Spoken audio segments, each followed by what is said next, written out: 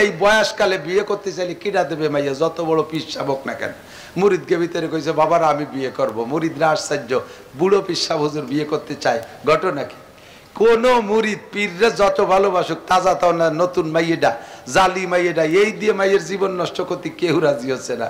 সবাই চুপ করে রয়েছে। এক মুরিদ দাঁড়ায় গেছে, কয় হুজুর আমার একটা মেয়ে আছে, আমার মেয়েটাও আপনার কাছে বায়াত, আমিও মেয়েটার কাছে একটু শুনিয়ে দেখি মেয়ে কি বলে, একটু অপেক্ষা করেন। মেয়ের কাছে যে বলছে মা আমার হুজুর বিয়ে করবে, মেয়ে চাইতেছে, তো তুমি কি বলো? মেয়ে কয় আব্বা আমার কোনো দ্বিধা দ্বন্দ্ব নাই, আমি এক পায়ে খাড়া, আপনার হুজুর যদি আমাকে গ্রহণ করে।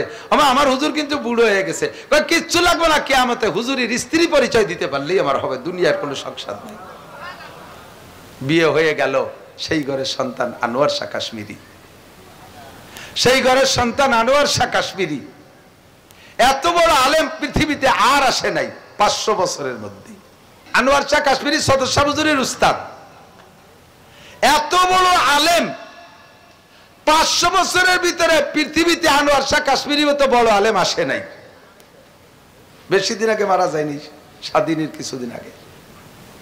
আল্লাহ, এই আনোয়ার শাহ কাশ্মীরির আব্বা জান বুজুর্গ মানুষ, বিয়ে করে না। তো উনি মুরিদ মুত্তাকিন বানাইতেছে অনেক। এর ভিতর দিয়া কিছুদিন দেখে ওনাদের এই কাশ্মীর এলাকায় ভারতের 2টা কবর সামনে করে ছোট্ট 2টা বাচ্চা উনি 2বার দেখছে। এবছর একটা ছেলেকে, পরের বছর আর একটা ছেলেকে দেখে 2টা কবর সামনে করে জিয়ারত করতেছে, সেম চেহারা। তো শেষবারে যে ছেলেটা আইছে ওই ছেলেটা জিজ্ঞেস করছে তুমি কি গতবার আসছিলে? কয় না, গতবার আমার ভাই আসছিল। তো তোমরা কোথায় কি করো, এ জায়গা কি, এখানে কাদের কবর জিয়ারত করো? ছোট বাচ্চাটা কেঁদে দিয়েছে, কয় হুজুর আমার আব্বা মা এখানে মারা গেছে, এই আব্বা মার কবর। আমরা 2 ভাই ছোট থাকতে আব্বা মা মারা গেছে, আমাদের দাদা দাদি আমাদেরকে মাদ্রাসায় ভর্তি করে দিয়েছে, আমরা মাদ্রাসায় পড়ি। হুজুরের কাছে শুনছি মান যারা কবরা আবাইহি ইয়াউমা জুমআ গুফিরা লাহু মা তাকাদ্দামা মিন যামবিহি। সন্তানের যদি জুমার দিন আব্বা মার কবর জিয়ারত করে, আব্বা মার জীবনের সমস্ত গুনাহ মাফ হয়ে যায়। এখন আমরা পড়ি দূরের মাদ্রাসায়, রেগুলার আসতে পারি না। মাদ্রাসা থেকে যা কিছু ভাতা দেয় এই টাকা কিছু গুছাই গেছাইয়া বছরে একবার আমি আসি, আরেকবার আমার ছোট ভাই আসে। তো গতবার ছোট ভাই আসছিল, এবার আমি আসছি আব্বা আমার কবর জিয়ারত করার জন্য। বুজুর্গর ভিতরে হিট করছে, আরে কপাল, আমার তো কোনো সন্তান নাই, এই সন্তান এসে জিয়ারত করে, আমি মারা গেলে আমার জিয়ারত কে করবে? উনি চিন্তায় পড়ে গেলেন। যাইয়া জানা 2 রাকাত নামাজ পড়ে মুরাকাবায় বসছে। মুরাকাবার ভিতরে দেখতেছে ওই কবরের দিকে রুহানি তাওয়াজ্জু, অন্তর চক্ষু বুজুর্গানের দিনকে আল্লাহ তাআলা দিয়ে থাকে, একে বলা হয় কাশফ। এই কাশফের মাধ্যমে কবর দুটোর পর্যবেক্ষণে গেছে, দেখে ওর আব্বা মা বড় শান্তিতে আছে। সুবহানাল্লাহ। ওই অবস্থায় রুহানি ভাবে জিজ্ঞেস করছে আপনাদের এই সুখ শান্তির ওসিলা কি? তো ওইজনটা দুজন বলতেছে যখন দুনিয়া থেকে আসি তখন তেমন কিছু নিয়ে আসতে পারিনি, প্রাথমিকভাবে কবরে আযাবও পেয়েছি। আমাদের সন্তানরা মাদ্রাসায় যাইয়া যখনই কিছু কিছু পড়ে ফেরেশতারা আমাদের কাছে এনে জমা দেয়, কিছু পড়ে তারা তো নাবালেগ, যা পড়ে সব এনে আমাদের কাছে জমা দেয়। আর এরপরে সন্তান যখন জিয়ারত করে, এরপরে থেকে আমাদের কবর আযাব লাঘব হয়ে গেছে, আল্লাহ তাআলা কবরে জান্নাতের দরজা খুলে দিয়েছে।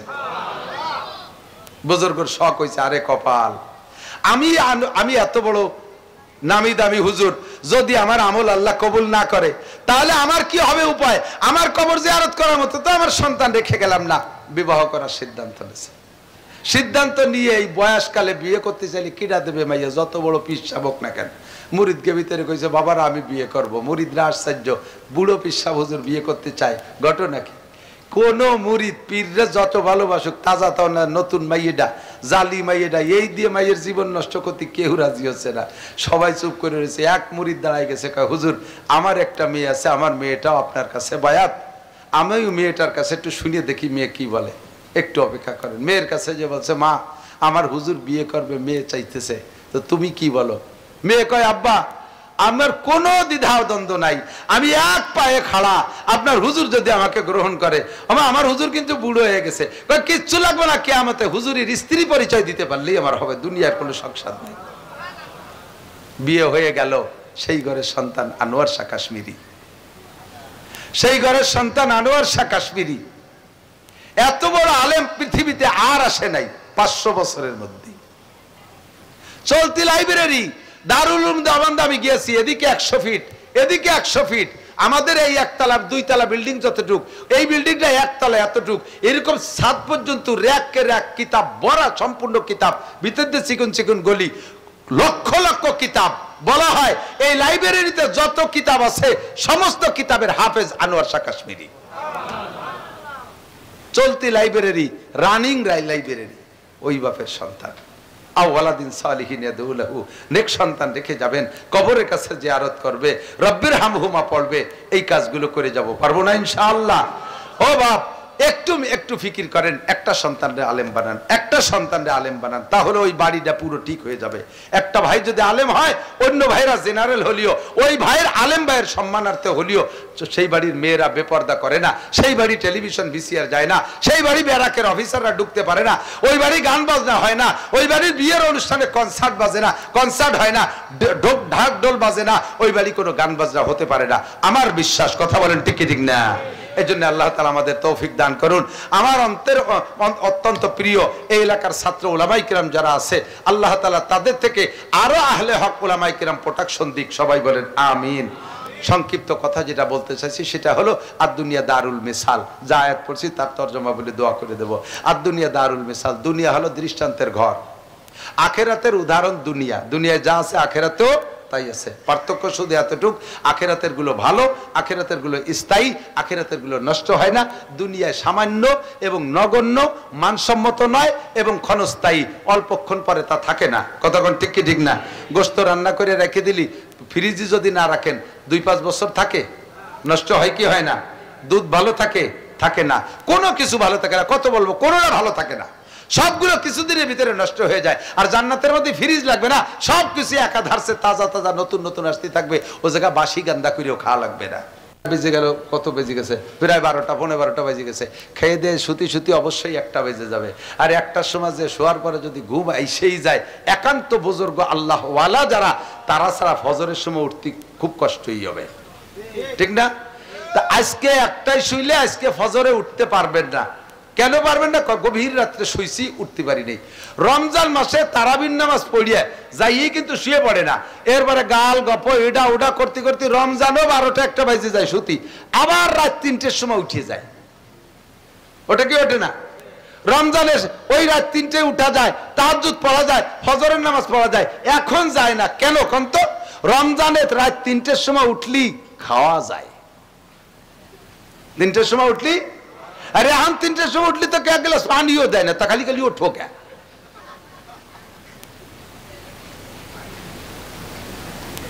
যে ইবাদতের মাথায় যাইয়া কিছু প্রতিদান নগদে আছে দুনিয়া, ওই ইবাদতে কষ্ট কম হয়। এই জন্য আল্লাহ পাক বলেন তুমি কয়েকটা ইবাদতের কথা বলে দাও। 5 ওয়াক্ত নামাজ, 1 নম্বরে নামাজ, 1 নম্বরে কি? 5টা পুরস্কার। কয়টা? তবলিগ ওয়ালাদের কাছ থেকে শুনেছেন, আমাদের কাছ থেকে শুনেছেন, আবারও শুনেন। নামাজের প্রতিদান মূলে আশা রাখি দুনিয়ায় না আখিরাতে? আল্লাহ তাআলা 1 নম্বরে তবারক রাখছে দুনিয়ায়, ইউরফানহু যিকুল আইশ। নামাজের 5 পুরস্কারের 1 নম্বর পুরস্কার হলো দুনিয়ায় নামাজিকে আল্লাহ তাআলা অভাবে ফেলবে না, না খাওয়ায় রাখবে না। এদিক ভালো করে বুঝে নেন, নামাজি ব্যক্তির কি হবে না? অভাব হবে না। বলেন কি হবে না? এই অভাব হবে না তর্জমাটা বুঝতে হবে একটু ভালো করে। অভাব হবে না মানে নামাজ পড়লি শিল্পপতি, কোটিপতি, সালমান এফ রহমান আর তারেক রহমান এই সমস্ত রহমান হয়ে যাবেন, তা না। এই অভাব হবে না তর্জমা হলো যে যে জায়গায় আছেন তার সেই জায়গায় অভাব হবে না। যে লোকটা 300 টাকা দামের লুঙ্গি পরে, ওই লোকটা নামাজ পড়ে, 300 টাকা দামের লুঙ্গির অভাব হবে না। যে মহিলা নামাজ পড়ে 500 টাকা দামের শাড়ি পরে, জীবন ভরে 500 টাকা দামের শাড়ির অভাব হবে না, তার কোনোদিন সিয়া কাপড় পরা লাগবে না। যে লোকটা ডেলি 500 টাকা ইনকাম করে, তার 500 টাকা ইনকাম ঠেকবে না, নামাজ পড়লে তাকে রেগুলার 500 টাকা ইনকামের ব্যবস্থা হবে। আবার যেই লোকটা 3000 টাকা দামের লুঙ্গি পরে, ওই লোকটা নামাজ পড়ে, লেগুর আল্লাহ তাআলা তাকে নামাজের বদৌলতে 3000 টাকা দামের লুঙ্গির থেকে তারে নামাবে না। যেই লোকটা 40 টাকা দামের চাউলের ভাত খায়, ওই লোকটা যদি নামাজি হয়, কোনোদিন তার 40 টাকা দামের চাউলের ভাতের অভাব হবে না। ওই লোকটার আল্লাহ তাআলা 300 টাকা দামের চাউলের প্রলোভন দিচ্ছে না।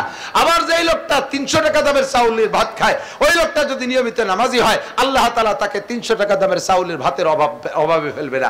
অর্থাৎ যে যে জায়গায় থাইকা খুশি আছেন, তারে সেই অবস্থার পর আল্লাহ তাআলা রুজির বরকত দিয়ে দেবে, অভাবে পড়বেন না। 1 নম্বর প্রতিদান। 2, 3, 4, 5 এই 4টি আলো মরার পরে 1 নম্বরে কবর আযাব হবে না। নামাজি ব্যক্তির কি হবে না? হ্যাঁ ভাই, কবরে আযাব আছে না নাই? কবর আযাব সত্যি না মিথ্যা? 100% সত্য। চোখ দিয়ে দেখলি যত সত্য, তার চেয়ে বেশি সত্য নবী পাক বলেন আযাবুল কবরে হকুন, কবর আযাব হক।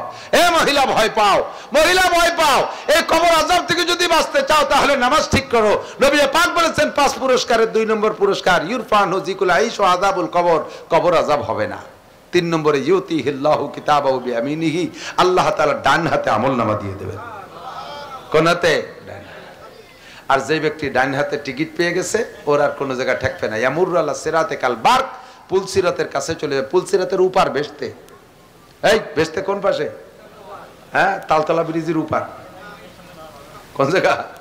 পুলসিরাতের পদ্মা সেতুর উপার। কোন জায়গা? পুলসিরাতের ইপার থেকে যত বড় কুতুব হন না কেন বেস্তে যেতে পারবে না। বেস্তে হলো উপার। এই উপার পার হতে হবে পুলসিরাতের উপর দিয়ে। একটু চোখ বন্ধ করে ভাবেন, আপনারাই বিল অঞ্চলের মানুষ, কত চার শাখো পার হয়েছে, তো কমিয়ে গেছে। হ্যাঁ, সরকার কত ব্রিজ কালভার্ট বানায় দিছে। যে সময় চার পার হইতেন, আমি তো ধান উঠতে আইছি বুকরোবাদে চাইতে, ধানের বস্তা মাথায় করে লম্বা লম্বা চারের উপর দিয়ে পার হওয়া মানে পুলসিরাত পার হওয়ার মতো। গোড়াইতে দোয়া কালাম পড়িয়ে নিয়ত করে যেতাম, জাল্লা ভেঙ্গে চুরে যদি পড়িয়ে যায় তাহলে কোন দিক যে উঠফানি। আর পুলসিরাতের নিচে এলো জাহান্নাম, পড়ে যাবেন জাহান্নামে চলে যাবেন। পার হয়ে উপার যে বেসতে পুলসিরাতের গোড়ায় যে দেখবেন যে এ তো একটা বাঁশের পোল না, 30,000 বছরের পথ, উঠতে 10,000, সমতলে 10,000, আবার নামতে হবে 10,000, 3 খাদে ফুল, চুলের চেয়ে চিকুন, হীরা ব্লেডের চাইতে ধার, দন্না টন্না কিচ্ছু নাই যে নিচেরটা ভেঙে যায়, যাক উপরটা ধরে জ্বলতে জ্বলতে উপর চলে যাবেন, কোনো ব্যবস্থা নেই। চিনতেই চোখ বন্ধ হয়ে যাবে। হাতে ডাইনাতে আমলনামা আছে, এই ভয়তে যাই ওখানে যে চক্ষু বন্ধ করে পড়বে, ও কপালে কিভাবে পার হবো।